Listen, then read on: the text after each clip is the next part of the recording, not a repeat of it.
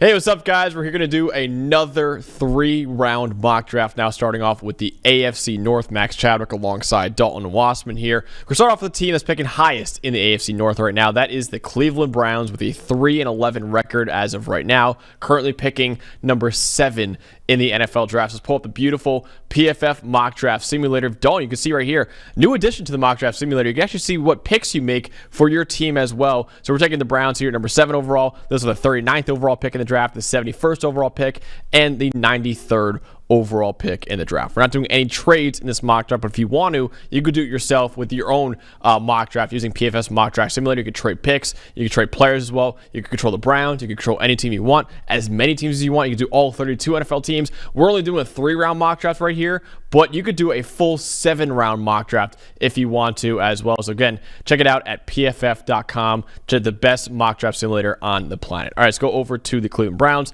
Start the mock draft with the 7th overall pick, and let's see who is on the board right now. So Dalton, obviously the Browns, there's a lot of talk about them potentially, trying to get a quarterback here. I kind of think, looking at the board right now, I might go offensive tackle here with how bad their offensive line has been. And then really for me, the question is between Will Campbell and Kelvin Banks Jr., who you decide between. But I kind of think as the board's falling right there, the offensive tackle might be the move for the Browns here. Yeah, I think so too. And I think I would say I'm pretty sure if the Giants and Raiders are picking in some order 1-2, that the two big quarterbacks are going there. Despite what this simulation says, I think the need for a quarterback on both those teams is so premium. And the Browns obviously probably need a long-term quarterback, but there's a steep drop-off after those top 2 guys. So I'm with you. Build for the long term. Build this offensive line. And then the question is, which between I think Will Campbell and Kelvin Banks Jr., who are the consensus top 2 tackles here, which of them helps them the most? Because, look, the Browns are 29th in both pass blocking grade and run blocking grade. They need several pieces on an aging offensive line. Kind of whiffed on Chadwick when they drafted him a few years ago.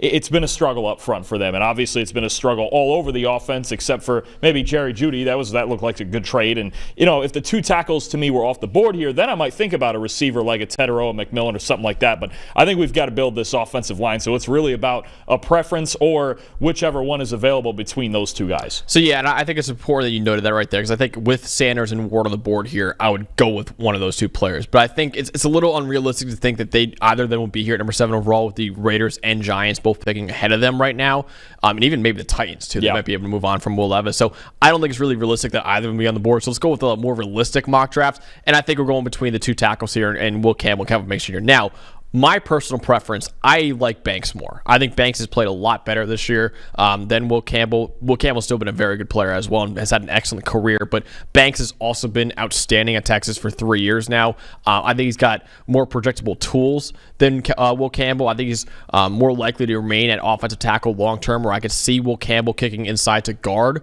long-term. So me personally, I would take Kelvin Banks Jr. I think he is the best offensive lineman in this draft. But what do you feel about that one? I think a motivator for me, I think you could argue for either of them, but in the Browns situation, and I think it's something we mentioned with the Miami Dolphins too when we did theirs, is the use of the outside zone run schemes. Yeah. And they run a ton of it at Texas, and Kelvin Banks is really good at it. You could kind of see him. You can kind of envision him in that Trent Williams role, right, like they have in San Francisco, where he's just, everybody's turning the corner constantly off that left side with Banks sealing guys inside, and then we're getting out on the outside zone scheme. So I think for the Browns specifically and Kevin Stefanski's offense, that would be the tiebreaker for me, where I would go with Kelvin Banks. All right, let's go with Kelvin Banks Jr. with the 7th overall pick to the Cleveland Browns, getting a staple at left tackle or right tackle for them in the future. All right, Dalton. Now they have a 39th overall pick in the draft. I still think I'd want to attack the offense in here. I think their defense is still really good. I'd want to get maybe another pass catcher in there for the Browns. Maybe if there's a really good quarterback on the board here, but I don't think with Drew Aller going back to school, I don't know if you're going to find one here at number 39 overall you feel comfortable taking. So if we can pull up the receivers and see who are the wide receivers available, because I think that's where my head goes to first. Is there anyone here on the board that you would like to see in Cleveland next year? It depends, I think, on the role that you're looking at for Jerry Jeudy going forward. Are you going to use him a lot in the slot? Are you going to use him outside? Because then that's the difference between taking a Restrepo or taking a Jaden Higgins. The other spot that I look at, too, that I'm curious about a specific guy on the board, we see the running backs real quick also. I just want to see if Amarion Hampton is still available, because that would be something tempting to me also. It doesn't look like Amarion Hampton's there. It looks like he went somewhere ahead of this. I wonder if Trevor might have moved him up the board there. How high? Wow, Judkins is gone too. Hampton, Hampton 21st overall. Wow, Trevor, oh boy, this running back class is going to be something, isn't it? If we get 3 first-round running backs, that'd be insane. But that's another spot I would look. If Hampton or maybe even Judkins were on the board here, I'm not sure that Henderson or Sampson would be the right pick here at 39, just because there's so much running back depth, too, that we might be able to get one in the 3rd round, too. So I'm looking at it right now and what Browns fans do in the mock draft simulator with the 39th overall pick. Most of them take an edge defender. 32% of Browns fans take an edge defender here with that 39th overall pick. If you think about it, I mean, yeah, Myles Garrett, arguably the best edge in football right now, but you got Ogbo Okoronkwo after that. Like, I could see the argument for wanting to take a guy that could play opposite of Myles Garrett in the future. Look, they got a lot of holes. It's why they're picking so high in the draft. I think there's an argument for a corner, too, a Trey Amos or somebody like that. They need someone across from Denzel Ward who can make plays. So I think we got a lot of options, but it depends if we want to go. How deep do we think we can get into the receiver class in round 3? Also, how ahead can we get with that? So that's the debate that you have with sometimes with these middle rounds is, what type of player could I get in the next round? Is it comparable to what I think I can? And obviously, every team's got a different board. So we could take a gamble on a defensive player and see if somebody like a Jaden Higgins is available in the 3rd round. I don't hate that either. Yeah, I think, attacking the defensive line, whether that be edge defender or D tackle, could be the move here. Because I was looking at the receiver board. I don't love it, honestly, here. I think you kind of be reaching a little bit to take a receiver here. Whereas at 71, you could probably get better value for a receiver. I don't hate the idea of Landon Jackson there either. I was just thinking fix up the run defense a little bit. He's a premier run defender. He's going to get some work as a pass rusher. Obviously, needs a little bit of work. Freakishly long. He's like what, 6'8" or 6'7"? He's got a freakish build, and we know he's a good run defender. Mm-hmm. I don't hate the idea of Landon Jackson if you wanted to go there. That was exactly the move I was thinking too. So let's go with Landon Jackson. You're kind of shore up that run defense and give Myles Garrett an edge defender partner for the foreseeable future there. Now let's see what the receiver board looks like and see if there's any guy that we think could really be worth it here. Tez Johnson, maybe, if you think Jerry Jeudy could play on the outside, right? You mentioned that before. Trey Harris on the outside as well. Jalen Noel, Torrey Horton. Well, you get some separators over the middle of the field if you got Jeudy and Johnson both working, because that's really where Stefanski wants to work his passing game. It's worked a lot with Jeudy in the intermediate range. I think Tez Johnson is another guy. You can move Jeudy around the formation, leave Tez Johnson in the slot. He's a natural separator over the middle of the field. I don't hate that. Can we just see the running backs as well? Oh, yeah, good call. I'm just curious here, because they're going to need something. I think Nick Chubb is kind of, between the injuries and he's getting up there in age. J.J. Giddens might be.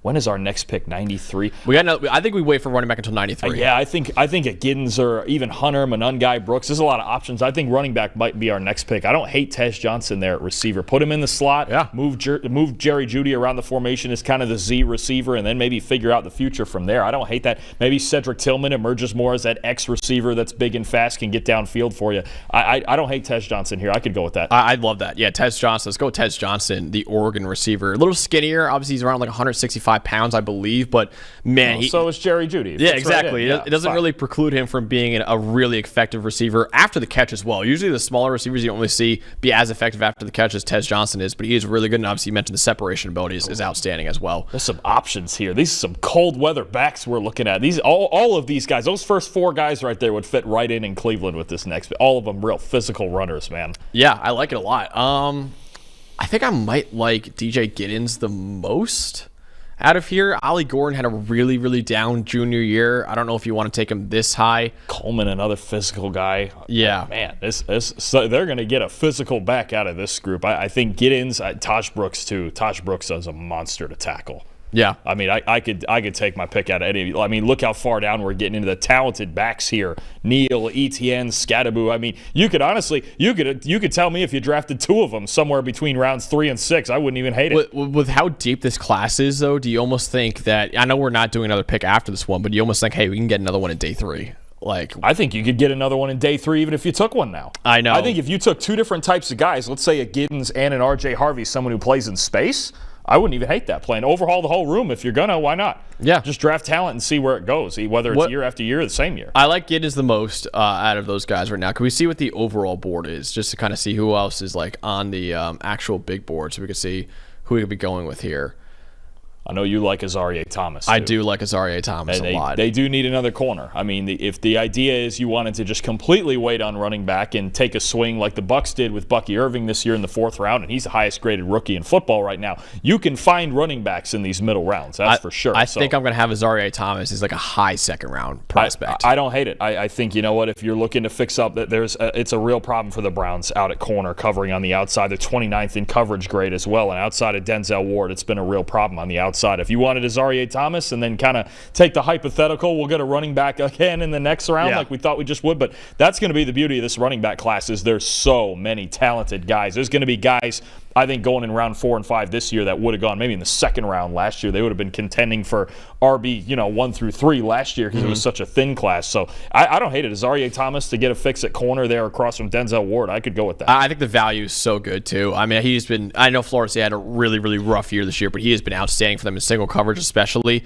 I think Azareye'h Thomas, like I said, I'm going to have him a really, really high 2nd round. He might be a top 40 player for and a fit thing too. Florida State runs as much man coverage as any team in the country. They have the last couple years. So do the Browns in the NFL. They're a top 3 or 4 man coverage team. Jim Schwartz likes to get real aggressive on defense with his corner. So I think it's also a scheme fit. I don't hate that. And I was watching his tape last night, actually. He's an aggressive corner. I love how aggressive he is. So I think Azareye'h Thomas would be a really good fit. And then I know we're ending on this, but I think in the 4th round, this is when you start to dip into the running back class. It's really, really deep as well. So go with Azareye'h Thomas because I think the cornerback class just kind of falls off a little bit when you get to day 3, but I think running back class, you get a really good player on day 3. So what we got for the Cleveland Browns mock draft, we took Kelvin Banks Jr., the best offensive lineman in the draft in our opinion, at number 7 overall. Then Landon Jackson, the Arkansas edge defender, at number 39 overall. Tez Johnson, the Oregon wideout, at 71 overall. And rounding it out with Azareye'h Thomas, the corner from Florida State, at number 93 overall. We're going to do this for every single team in the NFL, a full